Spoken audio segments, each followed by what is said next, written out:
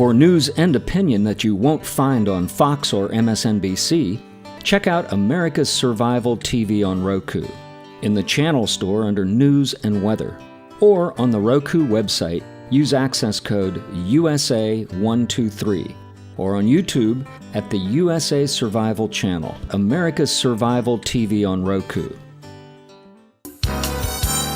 Radio for Readers, Bookmark. This is Bookmark. I'm Marc Bernier. The nation's top authors are coming up next.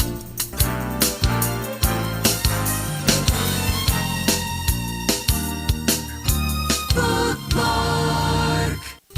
No kidding. The book that more people asked me about when they saw it was A Life in Books, and what would make it be written. Warren Lehrer joins us for the Bookmark program. Warren, thanks for being with us today. It's great to be here, Mark. Okay, the rise and fall of Bleu Mobley. I hope I have that. I'm saying Bleu. You're saying Bleu, okay. Bleu Mobley. Who is Bleu Mobley? Bleu Mobley is a writer and also an artist, designer, who has been a journalist, an experimental novelist, a college professor, an accidental best-selling author, a pop culture pundit, and now an unindicted prisoner who has been trying to do good by his writing, write about uncelebrated people and comment on the life of his times and influenced by the life and the lives of the people around him. It's a rather extensive book because it's fully illustrated as well. How did you come to assemble the book and do it this way? Well, after working on my last 5 books, which were nonfiction documentary books, the last one, Crossing the Boulevard, about 79 new immigrants and refugees from all over the world, I felt a need to do something that gave me more room for invention and exploring the inner lives of characters. So I had been working on interior narratives and short stories, and I had all these lists of book ideas, and this peculiar, prolific author emerged, Bleu Mobley, who wrote 101 books. And while in jail? No, all before coming to jail.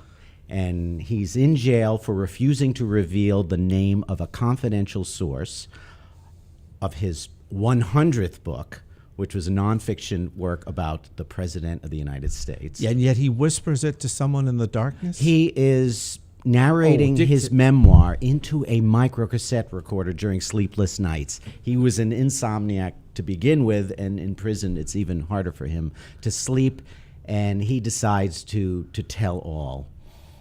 The thing that gets me is he's dictating this. Yeah. Was he thinking that they would take it away from him and get the information from the tape? Well, in fact, what the authorities wanted him to do was speak, because they wanted him to reveal the name of his confidential source.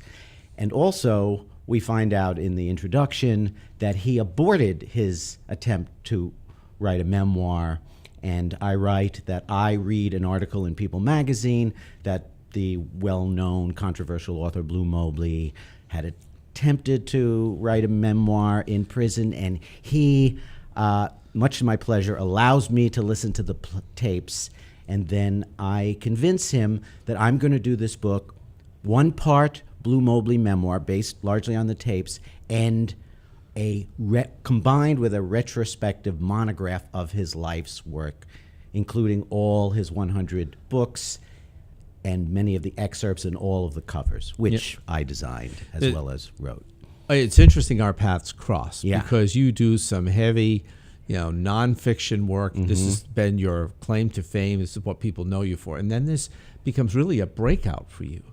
What was this experience like in putting this together? Well, it was an 8-year period of time, along with teaching and touring with previous book and doing other projects. And it was just so much fun, on the one hand, to create this format that allowed me to pursue different kinds of genres, because Bleu Mobley, who starts out as an experimental novelist and is actually skeptical of genre writing at a certain point, particularly after his daughter becomes ill with an illness that is potentially deadly, that he needs to do whatever he needs to do for her to get the best medical care in the world, which takes money. So he starts writing in more popular formats.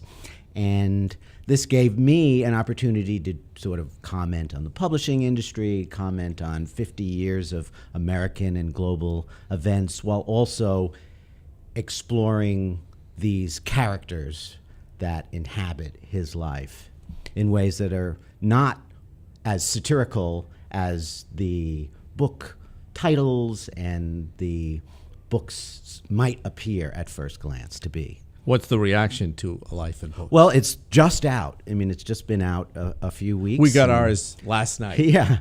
I'm the featured interview on Studio 360 with Kurt Anderson this week. People can check that out on the NPR websites, and people are really loving it. The funny thing is that folks have been asking me if Blue Mobley is still in prison, is he still alive? Yeah. And I've also been doing performance presentations, which I'm about to do here at the Miami Book Fair. My readings are kind of performative with videos and animations, and people have been asking this same question. And I guess I disappoint them in telling them, well, he's made up. I'm not trying to fool anyone, but apparently there's a verisimilitude to the writing and to the believability of these book covers and other things that are documented in there, like letters and articles and reviews. I was thinking that you had a screenplay out of this. What about that? Interested, and there is someone who's pursuing. The first thing I thought of Yeah. when I was getting ready for these interviews today and I saw this, I said, this is a screenplay, instant screenplay. So that you would like that to happen. I wouldn't mind if it's done right. Someone has the idea of being like a series, a cable series where, because there's all these stories and stories within stories and books within books, that you could have an ensemble cast, perhaps from Blue's family and fellow inmates, who then kind of play act his various books one at a time. 8 years to do this while you're doing other things. Yeah. How did you do that? I mean, you'd work on it for a while and then say, I need to set this aside, or, hey, I have to eat, so I'm going to set this aside now, work on those things that are paying me, and come back to it. How did you do that? Well, I teach college. I teach writing and visual arts and how the two come together in New York. And I'm very disciplined, although to me it doesn't feel like discipline because I love doing this almost more than anything else. And so I when I can, I put in 8, 10, 12-hour days. The summers, being a college professor, also gives me a bigger chunk of time to work, and I write and rewrite. It was a 1,000-page manuscript at one point, so to make it publishable, I brought it down to 380-page. It's a 4-color novel, hardbound, priced really nicely, I'm happy to say, the help of Goff Books, the publisher based in San Francisco. And when you have a work that is as intricate as this is, Warren, is it hard to shop it to publishers? Because it's so big. I think particularly at a time when the publishing industry was imploding and maybe less apt to take chances, here you've got this basically 400-page 4-color novel. So in terms of a sure bet, it was hard to shop around, and in the end I had several smaller independent publishers who made offers. Finally, Warren, who is going to be the best candidate to pick up this book? Who are you thinking is going to be most interested of the reading audience?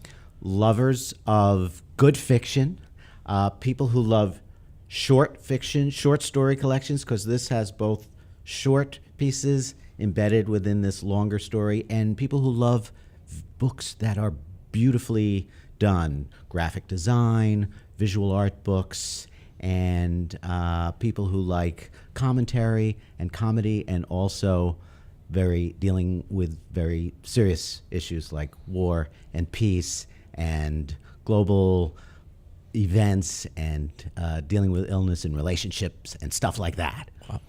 Of all the books that we will cover on this trip to the Miami Book Fair, A Life in Books is the most complex and vivid of all that we, I think, have seen. Congratulations to you, Warren Lehrer, and thanks for being with us today on the Bookmark broadcast. Thank you so much. It's been a pleasure.